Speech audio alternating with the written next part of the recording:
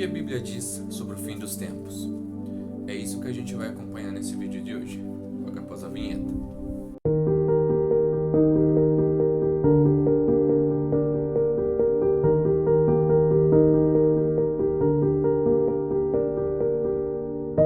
Bom, nesse vídeo de hoje a gente vai ver o que a Bíblia fala sobre a volta de Cristo, sobre os últimos tempos, porque é um fato. Querendo ou não querendo, acreditando ou não acreditando, vai acontecer. Isso não tem como reverter, não tem como contornar, como querer fugir, tomar uma segunda alternativa, não. O fim dos tempos está acontecendo e é para todos. E para onde você vai após isso? Essa é a pergunta que eu deixo para você já no início desse vídeo.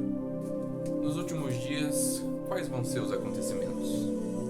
A gente vai buscar no nosso manual, né? Nos últimos dias teremos o quê? Teremos guerras, rumores de guerras, fomes, peste, terremotos, aumento da maldade e esfriamento do amor. Isso a gente vivencia muito. A gente assiste jornais, a gente vê redes sociais, a gente vê o quanto de maldade o ser humano é capaz de fazer. E isso entra na classificação de esfriamento do amor, né? Você não tem amor ao próximo, você não consegue ter compaixão, tudo que você faz é baseado em ira, baseado em ódio. E isso a gente já está vendo, né? Em esfriamento do amor. Também falsos profetas e enganos, porque a gente vê em plataformas, né, de falsos profetas, né, que usam o evangelho para lucrar. Fizeram do amor de Cristo, fizeram da igreja uma empresa, onde se não tiver lucro, não compensa abrir portas, abrir um templo, se não tiver lucro para ele, para quem está pregando, para quem está à frente. É no modo geral? Não, é no modo geral. Existem muitas igrejas, muitas e muitas igrejas, que vivem aquilo que o Mestre deixou aqui, que o nosso Senhor Jesus deixou. Os ensinamentos, a base deles é esse livro aqui, né? Que é o nosso manual da vida. Eles pregam amor, pregam bondade, pregam arrependimento, né? Renúncia. Esse é o verdadeiro evangelho, né? Aquele onde o pregador, o profeta só fala de dinheiro, dinheiro, dinheiro, aonde quanto mais encher o bolso dele, melhor. Aí entra na classificação já dos falsos profetas, né? Aonde ele não tá nem aí se para quem ele tá pregando ali a pessoa tá sentindo a presença de Deus, se a pessoa tá bem ou se não tá. Isso é uma das coisas que menos importa para ele. Encheu o bolso de dinheiro, conseguiu investir em alguma coisa, tá dando retorno para ele, o resto é detalhe, né? Então a gente vai falar um pouco sobre os últimos acontecimentos, né? E isso, entrando nesse tema, né, de falsos profetas, é uma coisa triste, né, vamos dizer assim, né, da gente vivenciar, da gente assistir, da gente ver, né, em redes sociais, em proporções muito grandes, né, e saber que o nosso Deus, né, o Criador de tudo e de todos, enviou o seu único Filho para morrer por mim, para morrer por você, para morrer por todos aqueles que nós conhecemos, desde a fundação do mundo até a volta dele. Jesus morreu por todos. Uma nação, uma humanidade que é impossível de calcular, né? E é triste o quanto Jesus sofreu, né?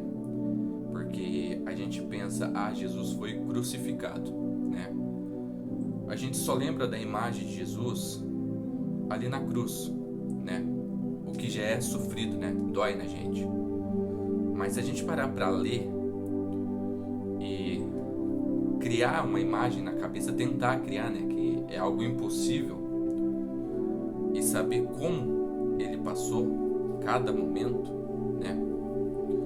cada sofrimento que ele passou ali, até chegar o momento da crucificação, onde ele entregou seu espírito a Deus, né? É sofrido pra gente, porque aí a gente chega nos dias de hoje, né? Onde a internet, onde a tecnologia avançou de tal tamanho que as pessoas não buscam saber uma verdade. A pessoa publica um vídeo ali, se dizendo profeta, se dizendo mensageiro de Deus, que Deus falou comigo, que Deus me entregou, que Deus me mostrou, me deu uma revelação, me deu uma visão. Para aqueles que são usados por Jesus mesmo, né? Para aqueles que têm um contato com o Pai e recebem essas coisas, têm um dom, amém, né? Amém. Mas também tem aqueles que usam isso como uma empresa, como uma forma de ganhar dinheiro. Eles não estão nem aí para Deus. Em primeiro lugar, eles não têm temor de Deus, porque se tivesse temor, isso nem passaria na mente deles, né? Mas eles não têm nem o temor de Deus. E se eles não têm nem temor de Deus, não estão nem aí com Deus, muito menos com os espectadores, né? Que eles vão falar ali, se você der uma oferta de X, Deus vai te abençoar com tal coisa, mas se você der uma oferta de 3x, Deus vai te abençoar muito mais. Só que essa oferta está indo para onde? Está indo para o bolso do profeta, né? E é triste saber que Jesus sofreu por todos, pelos bons e pelos maus, pelos justos e pelos ímpios. Aí entra a nossa tristeza maior, né? Em saber que Jesus passou por tanta coisa, né, nos seus últimos dias, até a sua crucificação, para hoje, pessoas que estão muito longe de ser santos, usar isso como um meio de ganhar dinheiro, às custas de outras pessoas também, de pessoas ingênuas, pessoas que não têm muito entendimento, né? E é triste, muito triste, porque aquelas pessoas que têm um entendimento e que não estão na igreja também, acabam não querendo ir para a igreja, porque a visão deles, de nós cristãos, é que a gente pega dinheiro das pessoas, que a gente gasta com nós mesmos, que a gente não prega a palavra de Deus. Tem pessoas que realmente fazem isso, né? E que são populares nas redes sociais. Mas tem muitas e muitas pessoas, muitas igrejas que realmente pregam a palavra de Deus, conforme Deus deixou ali escrito. Não acrescenta uma vírgula, não tira uma vírgula, é conforme está ali. Se a pregação é sobre amor, ele vai pregar sobre o amor. Mas se a pregação é sobre arrependimento, sobre renúncia, ele vai pregar sobre renúncia, porque foi o que Deus deixou. Agora existem profetas que entram na internet, pegam uma câmera, puxa a gravata, joga o paletó, começa a falar com autoridade ainda. Aí que é impressionante também, né? O tanto que a pessoa estuda e se dedica a aprender algo para prejudicar os outros, né? E a ele mesmo também, né? E sai falando o que não está escrito na palavra de Deus. Sai de uma forma diferente, mas pedindo dinheiro para as pessoas, né? Mas ele fala como se fosse uma oferta, como se fosse um voto com Deus, né?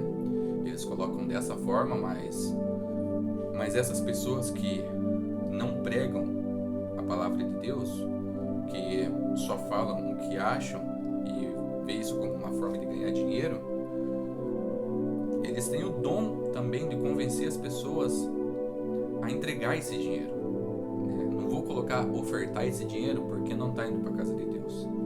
Eles têm o dom de convencer essa pessoa a entregar o dinheiro, né?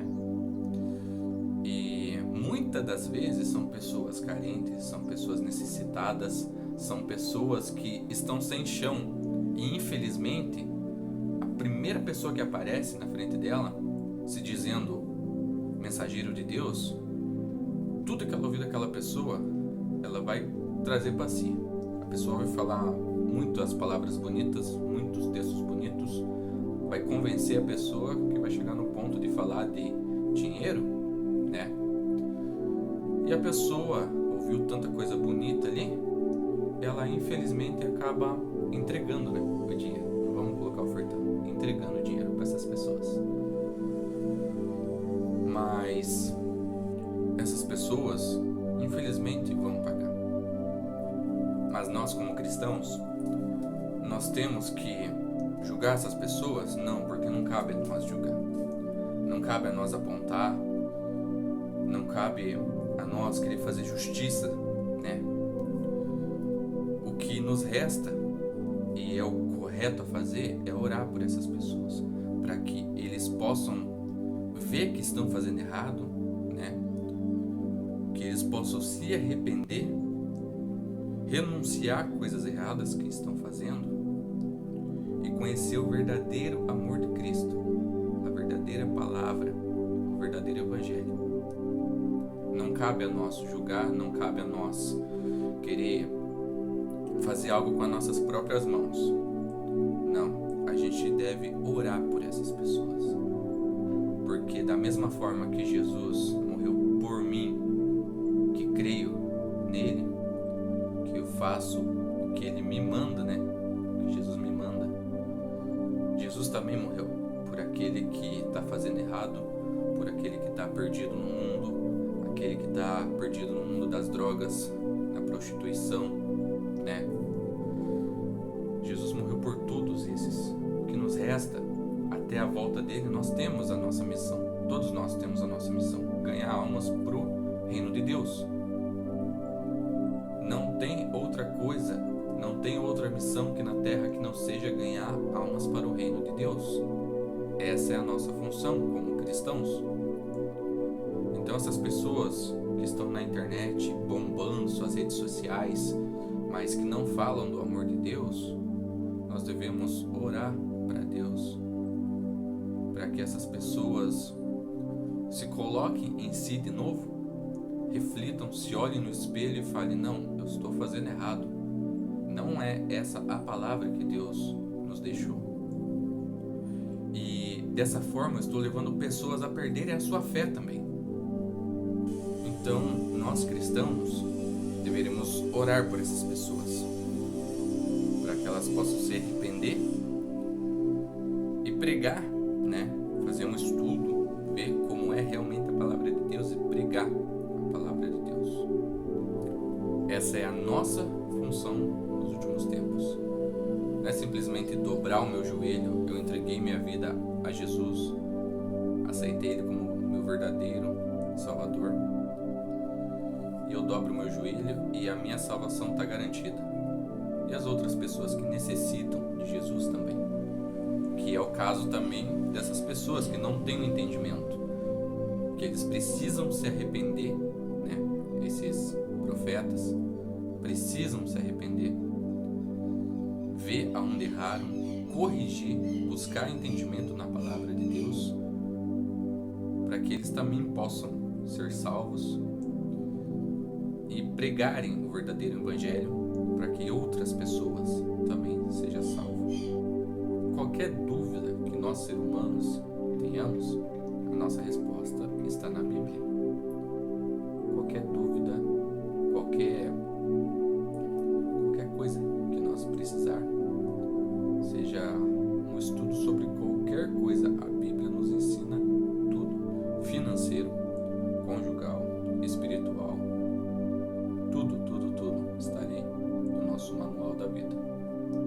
Então devemos nos aprofundar mais na palavra de Deus, para pregar a palavra de Deus, para ganhar almas para o reino de Deus. Estamos vivendo os últimos tempos. A volta de Cristo nunca foi tão clara como está sendo agora. Nunca foi tão clara, tão visível a nossa percepção, que não tem outra solução além de pregar a palavra de Deus do amor de Jesus para o máximo de pessoas que a gente puder. E para encerrar esse vídeo, nós vamos ler uma passagem